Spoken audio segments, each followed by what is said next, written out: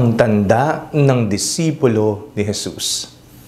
Ako po si Father Fiel Pareha at ito po ang ating segment, ang Daily Devotion, na kung saan tayo po ay magdarasal, magbabasa at magninilay kasama ng salita ng Diyos sa buong taon. Manalangin tayo.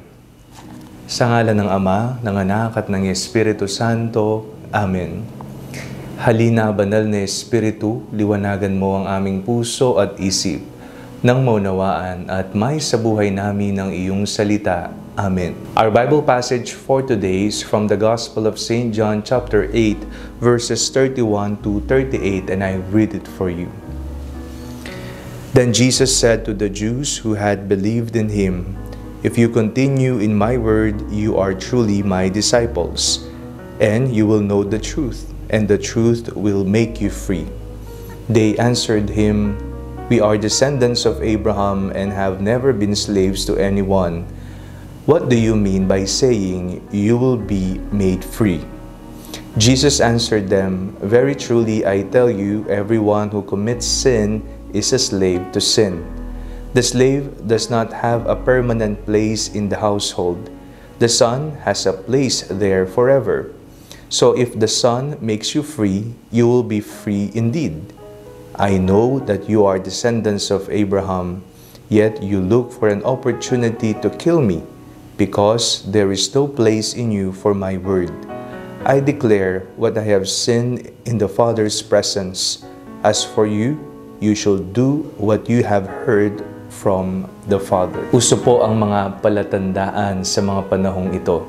Ginagamit po ang mga tanda upang hindi tayo maligaw, o kaya naman pagkikilanlan, ikaw ay kabilang sa grupong ito, sa tribong ito, o kaya naman ikaw ay umaakap sa isang filosofiya kaya kayo ay mayroong palatandaan.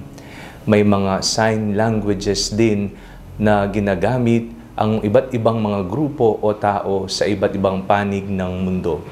Mahalaga ang palatandaan. Tayong mga Kristiyano, mga alagad ng ating Panginoong Kristo ay mayroong tanda rin. Halimbawa na lamang dito ay ang pag-aantanda ng krus, the sign of the cross.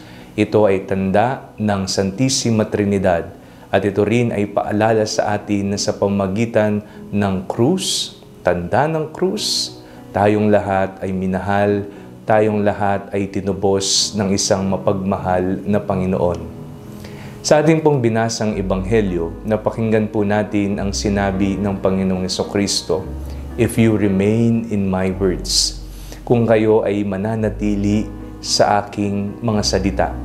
Yan ang tanda na tinutukoy ni Jesus sa Ebanghelyo ni San Juan sa ating binasa ngayong araw na ito.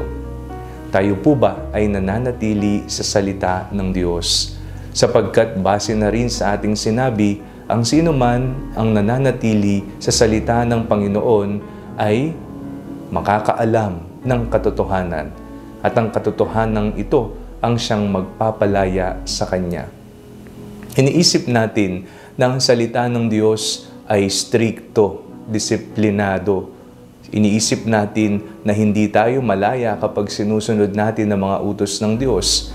Pero isa po yang malaking pagkakamali at isang fake news na itinuturo ng mundo.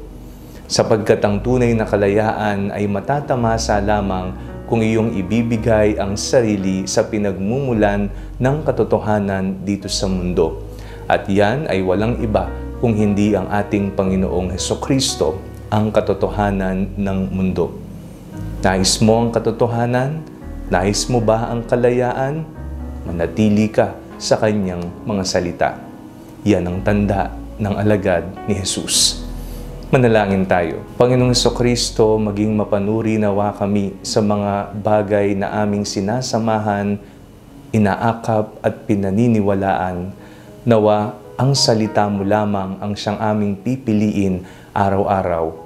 Ang iyong salita na nagpapalaya, ang iyong salita ng katotohanan.